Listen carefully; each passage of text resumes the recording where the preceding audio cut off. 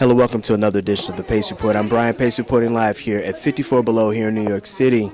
Tonight, bassist and band leader Christian McBride is blessing the band stage, and he's performing selections with his trio off this brand new Mack Avenue's record imprint out here. And it features Christian Sands on piano as well as Ulysses Owens Jr. on drums. And we sat down earlier and we talked about the concept of this record. We also talked about what he's trying to do with the trio and bringing more of a contemporary as well as a soulful edge to the trio, as well as talk about and reflect on the life of George Duke. As you might know, we lost George Duke last week to leukemia, and Christian over the last 20 years has been able to record, tour, as well as he was a mentor or mentee to Mr. Duke. So sit back, relax, and enjoy the sounds of Mr. Christian McBride live here at 54 Below, here in New York City.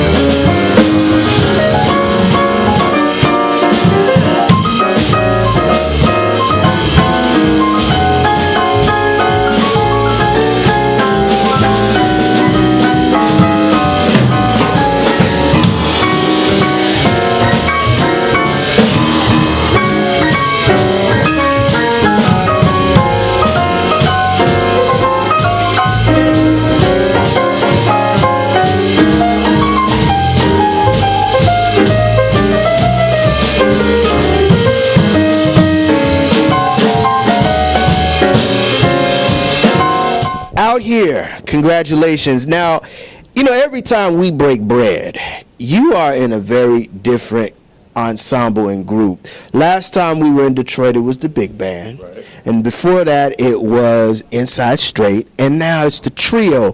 What made you decide to come full circle and do the beginnings again?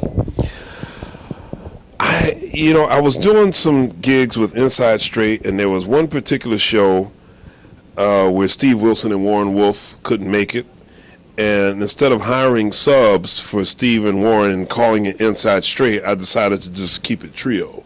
So Peter Martin was playing piano and Ulysses was playing drums, and then I thought to myself, wow, I kind of like playing trio, because I never ever wanted to have a trio. It was like the last thing on my list.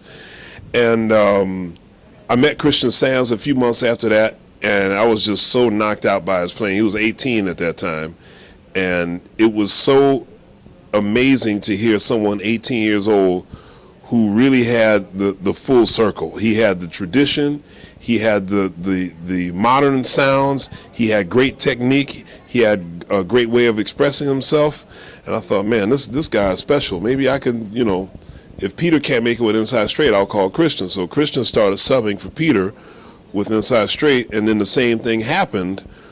Steve and Warren couldn't make it, so we started doing some trio gigs with just Christian and Ulysses, and I thought, I got something here, so that's how it started. One of your heroes is Ray Brown, and Ray has been part of his own legacy with his trio, but he's also been a part of great legacies of great trios, including Oscar Peterson. Right. Moving forward, how have you brought that tradition into today's jazz generation? Well, again, I actually will put the spotlight on both Christian and Ulysses because what I found, and this is just personal choice, personal preference. What I found with a lot of musicians, particularly from Christian's generation, and some of Ulysses' generation, is that I'm hearing a lot of music from the head, but not from the heart. I feel like there's so much jazz that is intellectually extremely clever, but I'm not feeling that sense of grease and neck bone like I used to feel, So I've always felt the balance was off. So Christian and Ulysses were two of the very few musicians that I felt had a perfect balance of the head and the heart. And that's, I think, bringing the soul, that grounding, that tradition back to the music. Because if for some strange reason, looking at tradition is viewed as being stringent, restraining, and I don't feel that at all. I think the greatest innovators of this music, the people who, the musicians who think of themselves as progressive, the musicians that they look up to, have always had a foot in tradition. People like Ornette Coleman, people like Wayne Shorter, whoever it may be, no matter how far out, no matter how esoteric the music has gotten, there's always something there to give it a gravitational pull. Wayne Shorter, no matter how far out he gets, there's always some Newark in there. You know what I mean? No matter how far out Ornette Coleman gets, there's always some backwoods Texas in there. You know what I mean? So I find that missing in a lot of music from the younger generation. So Christian has it. So that's I think that's what we're bringing. We're trying to balance it out with a little bit of grease. And I'm glad you brought that up, because Three Sounds, who I believe is one of the most criminally underrated jazz trees. Yes, there you go. Bill Dowdy. They brought what you're talking about. And from the soul jazz perspective, because there's some soul jazz that you did on here, and we're going to cover that in just a second. The Crusaders did that in the 60s, and there's some Horace Silver. That's right. Ramsey Lewis. What is it about that? Because that's something, too, that I've been missing from a lot of the jazz today, is that it's okay to cover some Outkast. It's okay to cover some Erykah Badu. It's okay to cover some Billy Joel. It's okay to cover anything. I mean, the whole notion, first of all, I've always felt that the word genre, as it relates to jazz, was not created by artists. That was created by salesmen. Musicians don't care about that. As an artist, you take your inspiration from wherever it comes from. It could be from another so-called genre. It could be from film. It could be from just walking down the street and, whatever, something random. So I think real pure artists never think in terms of genre. That's to sell product. We don't worry about that.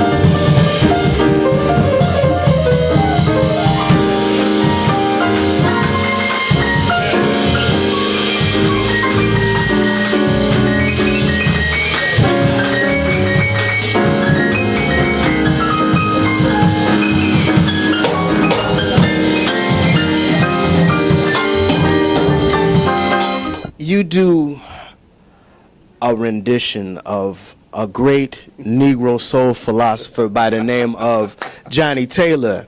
And the thing about Johnny Taylor, the philosopher, he, you know, Who's Making Love, tell me how that came about. Well, as you know, Brother Brian, I've been a soul man my whole life. You know, as I told the audience tonight, I had to learn how to play jazz. I didn't have to learn how to play soul because, you know, my father played in all of the great Philly soul bands like the Delphonics and Billy Paul, Blue Magic, Major Harris. And I grew up going to R&B shows my whole life. My uncle, rest his soul, was a promotions man at WHAT radio in Philly, which was one of two of the most powerful and influential black radio stations in Philly. So I grew up going to gospel shows and R&B shows, a little bit of jazz, but mostly gospel and R&B. And, you know, Johnny Taylor is one of the kings of that music, you know. So for whatever reasons, on the road with Christian and Ulysses, you know, we're watching YouTube, and I pull up Johnny Taylor, and we're watching this old video of Who's Making Love. And for whatever reasons, I thought, we should try to play that. And it goes back to what you said earlier. I mean, Ramsey Lewis used to do a lot of soul and Negro spirituals, and they got commercialized. And it's something that it is missing in jazz. I don't see a lot of people really trying to reach out back to the soul of the music. That's right. And I actually find that in the, you know, the current hip-hop R&B so-called genre, I don't feel that sense of soul. You know what I mean? So I think it's all across the board. I think one of the things that has devastatingly changed the landscape of music is the church, because all those great R&B singers that we love so much, from Sam Cooke, Ray Charles on down, Aretha Franklin, you know, they started in the church. You know what I mean? Great piano players. Thelonious Monk started out playing in a church. You know, his first tour was with a gospel group. You know, we got to bring the church back to jazz. See, what I find interesting in modern music, I find that the tables have turned. Gospel music used to influence R&B, soul, and jazz. Now it's the other way around. When I hear church musicians now, they're listening to Rihanna, they're listening to Beyonce, and they're bringing that into the church, whereas back in the day it used to be the other way around. So I'm hoping that we can somehow shift it back, you know what I mean, to bring that fire, that brimstone, what you hear preachers do, and filter that into music. We got to bring that back.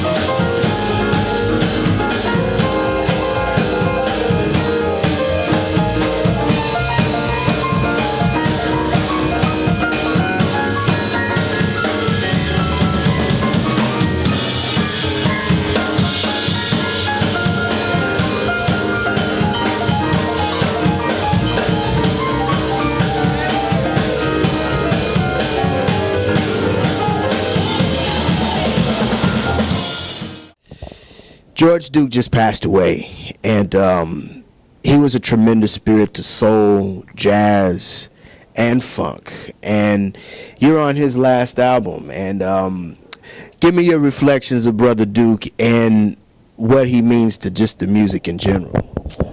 You know, it's a humongous hole that I don't think is really going to be properly assessed for a long time. The hole that he left as a musical director, as a mentor, as a pianist, as a producer, as an overall great guy. You know, he was the musical director for so many different things, like the BET Awards, the Thelonious Monk Institute, various big shows around the country. George Duke was always the go-to guy. You know, you think of all the great people he's produced through the years: Rochelle Farrell, Jeffrey Osborne, Diane Reeves, Al Jarreau. The world is a much different place without George Duke. I will miss him. He was like my second dad. You know, Ray Brown, I always acknowledge, was my second dad. But after he passed, George Duke picked up that mantle. We spent a lot of time together. I was honored to play with him so much over the last, say, 15 years of his life. Since 1998, I've played on about 4 or 5 of his CDs, and we're going to miss him a lot. What's your fondest music memory of him? My fondest musical memory? There were so many of them. Last year, when they had the International Day of Jazz, which you were there to witness, I remember looking over. It was one of those pinch me moments. I'm looking over, and there's George playing keyboards, Stevie Wonder playing Rhodes, and Herbie Hancock playing piano. And I just remember looking over, going, "Damn, wow." That whole night was ridiculous. Yes, it was. Yes, it was. And I'll tell you another great musical memory of George. His CD called Face the Music. That was a CD where he consciously said, you know, most of my CDs have been heavily produced. I've done some singing on it. I've called in some singers. I played a lot of keyboards. I just want to do a record where I'm just playing piano and I'm just blowing. You know, I just want to deal with that. And I meet musicians, particularly on the R&B and gospel scene. They're like, "Man, that George Duke CD, Face the Music, man, that's like one of the greatest CDs ever." So I was really honored to play with George on that CD. That'll do it again for another edition of the Pace Report, reporting live here at 54 Below here in New York City. I'd like to personally thank the talented Christian McBride for his time, as well as the staff and management here at 54 Below. As always, please visit my website, www.thepacereport.com, for my weekly column as well as my past segments. Until next time, remember, if it's in the groove, it'll make you move. Till next time, peace.